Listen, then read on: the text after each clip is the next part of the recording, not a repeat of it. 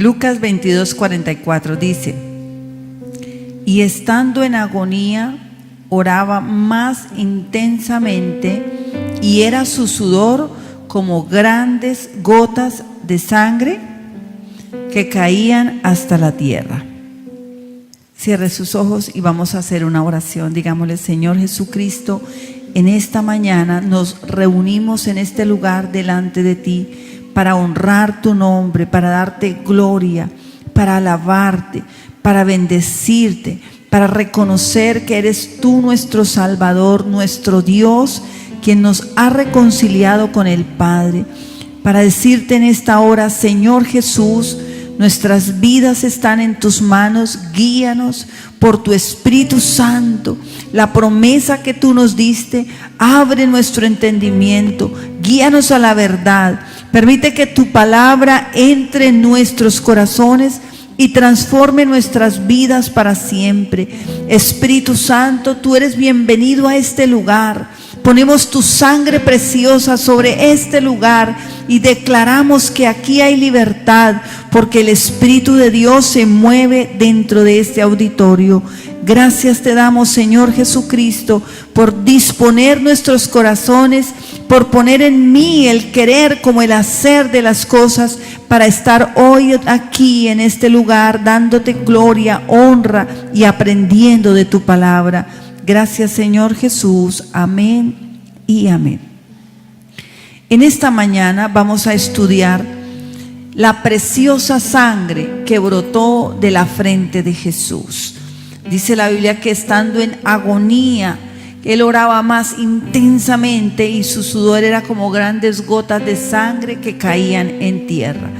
Aquí Jesucristo estaba pasando un momento bastante difícil. Si nosotros miramos la historia, Adán fue puesto en un huerto, en el huerto o en el jardín del Edén.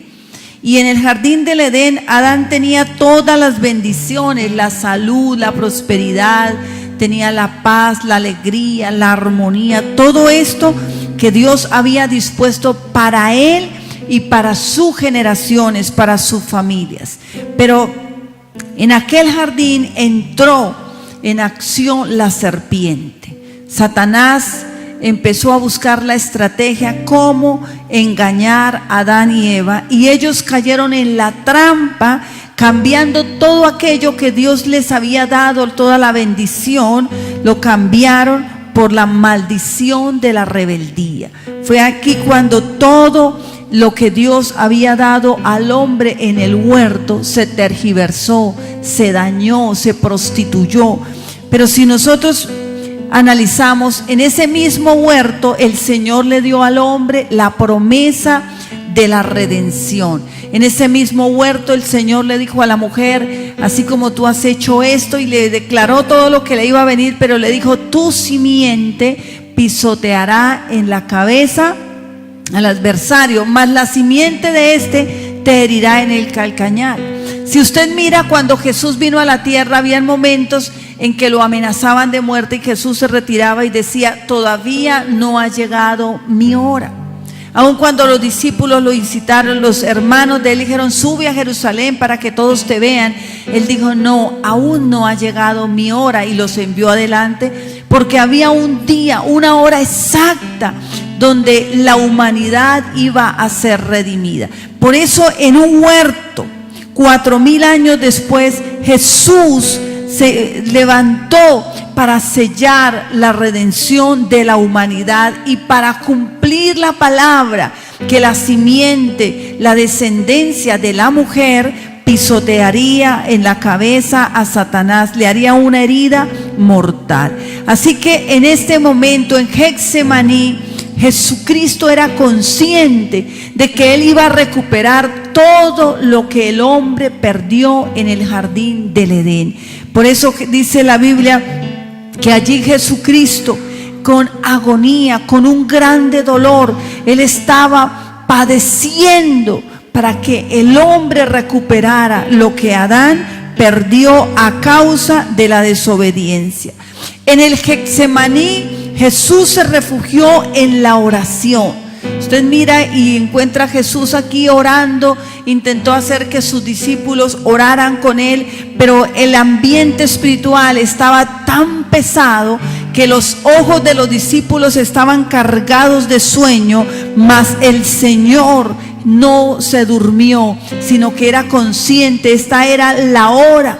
Por eso Él les dijo cuando ya llegaron, y cuando Pedro intentó defenderlo, le dijo: Pedro, no, esta es la hora, para esto yo he nacido, este es mi propósito.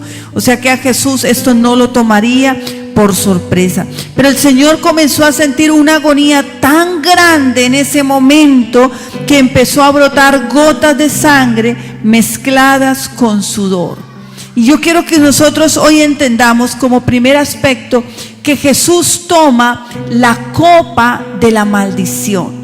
Vemos cómo dice la Biblia: yendo un poco adelante, se postró sobre su rostro, orando y diciendo: Padre mío, si es posible, pasa de mí esta copa, pero que no se haga como yo quiero, sino como tú. Mateo 26, verso 39. Note cómo Jesucristo estaba listo para enfrentar la cruz, estaba listo para enfrentar, para sufrir la humillación y la vergüenza, la violencia y todo lo que ellos iban a hacer. Pero cuando Él está ya como que viendo tan cerca lo que se venía, dice que Él entró en una gran agonía por causa de la copa que tenía que beber. O sea, es como que yo sé que tengo que hacer la obra de Dios, que yo tengo que ir, que tengo que predicar, pero hay momentos de agonía cuando usted sabe que empieza a sufrir la persecución por causa de esa obediencia. Y ahí estaba Jesucristo diciendo: Padre mío, si es posible, pasa de mí esta copa. ¿Qué contenía esta copa de la cual Jesús estaba hablándole al Padre? Que si había la posibilidad de Él pasar de esa copa y no beberla. Era la copa del pecado, era la copa de la inmundicia, la opresión, la enfermedad, la rebelión y toda impureza humana estaban contenidas en esa copa. Por eso cuando uno lee Isaías 53, dice la Biblia que Jesucristo era algo en la cruz, era el rostro de la maldición, algo que no tenía ni aspecto de ser humano, dice, era como una raíz de tierra seca. Fue desfigurado de tal manera de entre los hombres que Jesús causaba espanto a quienes veían a Cristo allí crucificado, porque Él había tomado la copa. O sea, el castigo que la humanidad merecía por la desobediencia, la rebeldía, por mi pecado, Jesucristo lo estaba llevando allí. ¿No te dice la Biblia en Hebreos capítulo 12, verso 3 y 4? Hebreos capítulo 2, verso 3 y 4. Considerad aquel que sufrió tal contradicción de pecadores contra sí mismo, para que vuestro ánimo no se canse hasta desmayar, porque aún no habéis resistido hasta la sangre, combatiendo contra el pecado. Y el salmista decía en el Salmo 40, versos 6 al 10. Salmo 40, versos 6 al 10, dice: sacrificio y ofrenda no te agrada. Has abierto mis oídos, holocausto y expiación no has demandado. Entonces dije: he aquí vengo, en el rollo del libro está escrito de mí, el hacer tu voluntad, Dios mío, me ha agradado. Y tu ley está en medio de mi corazón. He anunciado justicia en grande congregación. He aquí no refrenaré mis labios. Jehová, tú lo sabes, no encubrí tu justicia dentro de mi corazón. He publicado tu fidelidad y tu salvación. No oculte tu misericordia y tu verdad no oculté tu misericordia y tu verdad en grande asamblea. Jesucristo, si usted mira todo lo que está hablando el salmista, lo está hablando de lo que Jesús iba a padecer. Pero como Él tenía un deleite muy grande, y era en al hacer la voluntad del Señor. Él no se negó a tomar esa copa. Él no se negó a hacer la voluntad de Dios. Y dice en el libro de Hebreos, el escritor a los Hebreos dice, mire, consideren lo que Jesús sufrió. ¿Cuántas veces nosotros decimos amar a Dios, pero cuando nos persiguen, entonces empezamos a desalentarnos, empezamos a retroceder? ¿Cuántas veces decimos amar a Dios, pero cuando Dios nos pone en el corazón que vayamos a predicarle a alguien, entonces argumentamos, tengo miedo, no sé qué hablar, esto es muy difícil, yo tengo que ocuparme de mis cosas, y rechazamos el hacer la voluntad de Dios? Jesús no rechazó esta copa, aunque era la agonía más terrible y era el sufrimiento más espantoso que un ser humano puede llevar, y que prácticamente nadie lo puede soportar. Y dice el escritor a los Hebreos, vean, no se canse su ánimo hasta desmayar. ¿Cuántos hay que se niegan a hacer la obra de Dios? Que se niegan a ir a caminar una cuadra para ganar a alguien para Cristo, que se niegan a morir a ellos mismos con tal de que una persona sea salvada. Por eso él decía, no se canse. Consideren aquel que sufrió tal contradicción de pecadores y no desmayó, sino que aceptó. Él dijo, para esto he venido. Para esto he venido, para hacer la voluntad de mi Padre. ¿Para qué el Señor nos ha salvado? Usted podría decir, Dios me ha salvado a mí para que yo haga su voluntad. Yo quiero invitar a la iglesia, en estos tiempos como nunca antes, tenemos que empezar a ser valientes. Habrán momentos difíciles, habrán momentos en que el enemigo querrá callarnos, querrá calumniarnos, blasfemar, mentir, con tal de que usted se silencie, con tal de que usted tenga miedo y no diga nada. Pero el Señor nos ha prometido y nos ha dicho, vea, cuando más difícil se pongan las cosas, ustedes no tengan miedo, así los lleven ante un concilio, ante un juez, no tengan miedo, vayan y abran la boca, porque en ese momento yo les diré qué decir. Nosotros tenemos que tener una actitud diferente, no puede ser una actitud pasiva. ¿Cuántos sabemos que muchos en nuestra familia se están perdiendo, viven en la maldición? Aunque el Señor en el jardín, en el Getsemaní, volvió a conquistar lo que Adán había perdido, muchos en nuestra familia aún están en oscuridad. No conocen a Dios, no conocen la salvación. Tal vez tienen una religión, tienen un estilo de vida. Algunos se confían en que porque alcanzaron alguna prosperidad están bien. Y no es así. Si nosotros morimos sin haber aceptado esa copa de haber recibido a Jesús en el corazón, haber aceptado su sangre preciosa, haber nacido de nuevo, si una persona muere en esa condición, se va a perder, se va a ir al infierno eternamente, y ningún sufrimiento que la raza humana haya vivido se compara con perder el alma. Por eso Jesús dijo, ¿de qué le vale al mundo entero, al hombre ganarse el mundo entero si perdiere su alma? No hay nada que el hombre pueda hacer para comprar la salvación, excepto aceptar lo que Jesús hizo. Hoy tenemos que tomar decisiones, y ese es el segundo aspecto, donde nosotros debemos tomar la mejor decisión. Jesucristo en este momento hubiera podido haberle dicho al Padre no. ¿Ustedes saben por qué el diablo se atrevió a tentar a Jesús? Porque Jesús, estando en la condición de hombre, era posible que el Señor hubiera rechazado hacer la voluntad del Padre. Existía una posibilidad. Por eso el diablo se atrevió e insistió. Y aquí está pasando la tentación más grande, porque era poner su carne, poner su vida, su piel. El Señor, que tiene presencia, Él podía ver cómo iba a quedar, cómo iba a padecer, cómo iba a ser avergonzado y humillado. Pero es ahí, Lucas 22:44, vemos cómo Jesús toma la mejor decisión: pero que no se haga mi voluntad, sino la tuya. Diga, que no se haga mi voluntad, sino la tuya. ¿Cuántas veces nosotros Somos tercos en las decisiones. ¿Cuántas personas ponen sus sentimientos en alguien que no les corresponde? Ay, no, pero es que yo siento, es que yo quiero. ¿Cuántas personas entran en relaciones de adulterio, de fornicación? Porque no hacen la voluntad de Dios, sino la de cada uno. Por eso dice la Biblia, todos se descarriaron como ovejas, cada cual se apartó por su camino. O sea, cada uno hizo lo que le dio la gana. Mas para rescatarnos, el Padre dice, cargó en Jesús el pecado de todos nosotros.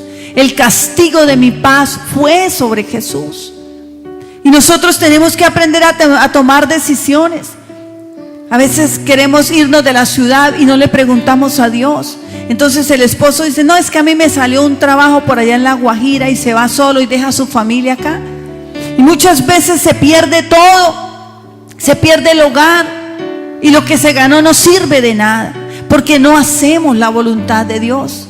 Si hay un negocio y usted tiene dudas, usted no tiene paz en el corazón, siente que algo no está bien, usted se saca el tiempo para decirle, Señor, ¿cuál es tu voluntad? ¿Cuántas veces desobedecemos al Señor tomando decisiones erradas? Los jóvenes desobedecen a Dios cuando entran en relaciones de fornicación. No, es que todo el mundo lo hace, los medios de comunicación, no, y es que uno afuera, en un escenario público, cuidadito, va a decir que eso es pecado, porque puede ser hasta un delito. Pero nosotros tenemos que entender que así como Jesús en ese momento todo estaba en su contra, ahí fue cuando Él tomó la decisión de entregar su vida. Ahí fue cuando Él dijo, no, que no se haga mi voluntad, que no se haga como yo quiero, sino como tú. Y esto es lo que hace que, a pesar de todo lo que el ser humano hizo o ha hecho, pueda recibir el perdón. Fue esta decisión la que cambió la historia de la humanidad, la que permitió que el hombre pudiese volver a experimentar la paz. En Génesis capítulo 3, en el verso 19, vemos cómo dice la palabra. Dice Génesis 3, verso 19, dice, y con el sudor de tu rostro comerás el pan hasta que vuelvas a la tierra. El sudor de Adán tipificó la maldad, y es precisamente para redimir la maldición que la sangre de Jesús cayó como grandes gotas de sudor, dice la Biblia. Que Él brotó, de su frente brotaron gotas de sangre como el sudor.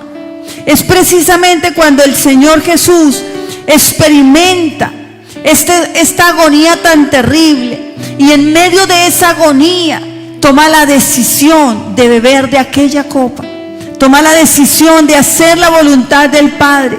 Jesús fue fiel en todo y nunca se salió de la voluntad del Padre para obedecer sus sentimientos. Recuerde que cuando estuvo comentándole a Jesús, a Pedro, días anteriores, de que él debía ir a Jerusalén y allí tenía que padecer de los judíos, de los fariseos, Pedro dijo, Señor, echando mano a los sentimientos, ten cuidado de ti mismo, no dejes que tal cosa te acontezca. Y es ahí cuando el Señor lo mira y le dice, no, Pedro, apártate de mí, Satanás, porque no pone los ojos en las cosas del cielo, sino en las de la tierra. Muchas veces el diablo nos va a decir, piensa en ti. ¿Cuántas mujeres que fueron fieles, que fueron mujeres virtuosas, pero un día vino la semilla, un día vino el diablo y dijo, ay no, tú debes pensar en ti, ay no, mira, te estás envejeciendo aquí encerrada en estas cuatro paredes? Y vinieron las amigas y empezaron a invitarla. ¿Y cuántas dañaron el hogar? Trajeron maldición a sus hijos, lo destruyeron todo. ¿Cuántos hombres que iban por buen camino, pero vino la serpiente y empezó a hablarles? No, usted se mata mucho trabajando. No, usted sí. ¿Y usted cuándo va a disfrutar? Y empezaron a abandonar el camino recto del Señor para ir tras sus sentimientos. Estamos viviendo una generación que solo está en el área de los sentimientos, de lo sensorial, de lo que se siente, lo que se experimenta. Nosotros tenemos que analizar si estamos cumpliendo la palabra de Dios o vamos detrás de nuestros sentimientos. ¿A cuántas mujeres hemos tenido que aconsejar en algún momento de su vida? Porque el diablo vino a sembrarles esa cizaña, esa mentira. ¿Y cuántas no? Es que yo no siento nada, es que yo con mi esposo no siento nada. Es una mentira del diablo. Es un engaño de Satanás. Igual que Eva empezó a observar el fruto prohibido. Y yo me imagino que el diablo muchas veces le habló, hasta que finalmente ella empezó a mirarlo. Dice que lo miró con codicia, lo miró como agradable, lo miró como codiciable, pero luego extendió sus manos. Tan pronto ella tomó el fruto prohibido, vino la condenación, la vergüenza, la traición, el engaño, todos los males que el ser humano experimenta fueron por causa de esa desobediencia. Si nosotros miramos cuántos en nuestras familias hemos visto el resultado de las malas decisiones, un padre que abandonó el hogar, una mamá que decidió también irse, que decidió hacer lo mismo que hacía el papá, una familia que decidieron que no podían estar juntos porque no se querían, pero solo porque vivieron en la zona de los sentimientos, de lo emocional. La Biblia dice que el amor no es siempre emocional, el amor es sufrido, es benigno, es bueno, no es jactancioso, no se irrita, no guarda rencor, no busca lo suyo, no hace nada indebido. Ese es el verdadero amor de Dios, es el verdadero amor que Jesús tuvo para cada uno de nosotros. No solo nos dijo que nos amaba, sino lo probó en una cruz, entregando su vida en propiciación por nuestros pecados. Por eso, en este día, yo le invito para que usted entienda que si tomamos decisiones correctas, nosotros vamos a alcanzar la bendición. Jesús tomó la decisión correcta. Jesús, a pesar de lo que estaba moviéndose a su alrededor, no declinó. Y ese es el tercer aspecto para una persona que quiere tomar decisiones correctas: tenga un corazón sano. Es tiempo de tomar una de las mejores decisiones en nuestras vidas, y es perdonar a quienes a diario nos ofenden. Dice la Biblia: el hombre sabio hace caso omiso de la ofensa, mas todo insensato se enreda en ella. Es necesario que nosotros tomemos la decisión de perdonar a aquellos que nos han traicionado, aquellos que han puesto tal vez en su corazón, en su vida, el veneno de la traición. El resultado de la traición es el dolor, la amargura, el resentimiento, la desesperanza, la desconfianza, la sed de venganza. Este es el veneno que la serpiente inyecta en una persona. Cuando la serpiente viene a destruir a un hogar, al hombre o a la mujer al que él va a utilizar para que sea el traidor, le hace ver el pecado como deleitoso, como agradable. Pero al que recibe la traición, Satanás viene también y le mete el veneno: ódielo, no sirve, no vale la pena, destrúyalo. Por eso nosotros hoy, como hijos de Dios, tenemos que tomar la mejor decisión, y es perdonar a aquellos que nos han traicionado. Nuestras familias, muchas están llenas de historias de traición. Muchos de los que estamos acá, algunos vienen de hogares divididos, o donde vieron la traición, donde es el pan diario de cada día. La gente se junta, viven unos días, después ya no, y cada uno coge por su lado y sus corazones están destruidos.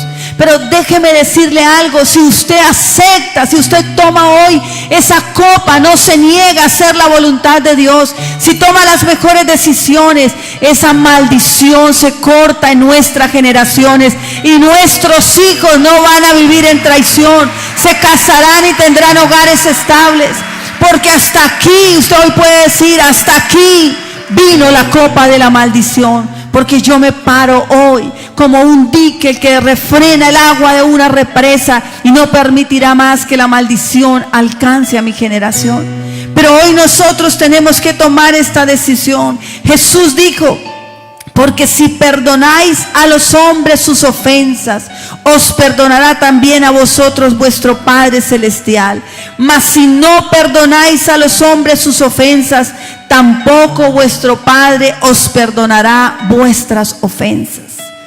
Hoy nosotros tenemos que aceptar esa copa. Tal vez sí nos dolió fue algo terrible, pero usted hoy dice: Señor, yo no quiero hacer más mi voluntad. Yo hoy tomo la decisión de perdonar, porque el perdón no es una emoción, sino una determinación. Es decidir en el corazón, tomar ese remedio para la traición, que es la sangre que Jesucristo derramó de su frente. Cuando usted empieza ahora, dice: Señor, yo aplico esa sangre sobre la vida de mis hijos, sobre mi familia. La traición no puede venir más a destruirnos. La traición se tiene que ir. Nosotros tenemos que orar con inteligencia, tenemos que orar con sabiduría. Aplique esa sangre sobre su familia y usted va a ver cómo Dios empieza a desatar esas maldiciones y van a ser libres. No es posible que nosotros permitamos que la maldición de la traición siga cabalgando por nuestras generaciones. Usted no lo puede permitir. Usted tiene que decidirse en este día.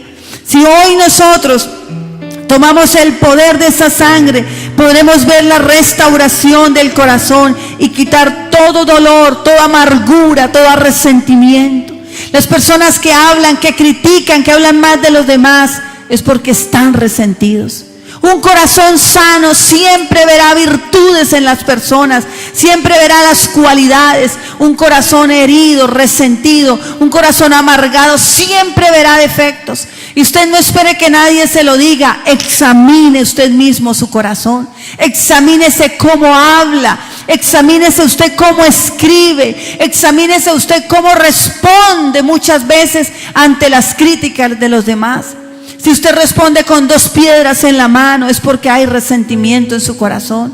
Si usted responde siempre pensando en que la luz de Cristo ilumine a aquellos que le están ofendiendo, que le están tirando piedras, entonces usted dirá: mi corazón ha sido sanado, he tomado esa copa, he tomado esa decisión, he aceptado y hoy he decidido hacer lo que es correcto, y es perdonar de corazón a todos aquellos que nos han ofendido, que nos han lastimado, que nos han herido. Esa sangre que brotó de la frente de Jesús tiene el poder para romper el poder de la maldición, para quebrantar todo yugo de maldición que vino a nuestras vidas. No permitamos que en nuestras familias así haya un historial. Así usted diga: no, es que yo no alcanzo ni a contar cuántas generaciones atrás vinieron en la traición, vivieron en la traición. Hoy nosotros tenemos el poder. Ese secreto es el que el enemigo quiere seguir guardando, que usted no lo sepa, que usted viva una vida cristiana, así que venga a la iglesia, pero que la maldición siga cabalgando en sus vidas. Hoy nosotros podemos tomar esa decisión. ¿Cuántos hoy quisieran decir: quiero tomar esa copa, Señor? La copa de hacer la voluntad del Padre, la copa de no negarnos a hacer la voluntad de Dios. ¿Cuántos quisieran tomar hoy la mejor decisión? ¿Y cuántos hoy aceptan que esa mejor decisión puede sanar mi corazón?